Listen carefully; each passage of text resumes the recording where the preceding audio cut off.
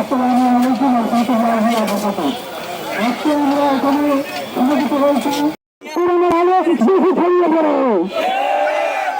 সেই সাথে আমি আরো বলতে চাই, এবার বাংলার থেকে যদি কোনো প্রেসক্রিপশনে যদি কেউ কোনো ধরনের আঘাত করার চেষ্টা করে তাকে প্রতিহত করা, আমাদের দেহের শেষ রক্তবিন্দু থাকা পর্যন্ত আমরা তার প্রতিবাদ করবো ইনশাআল্লাহ।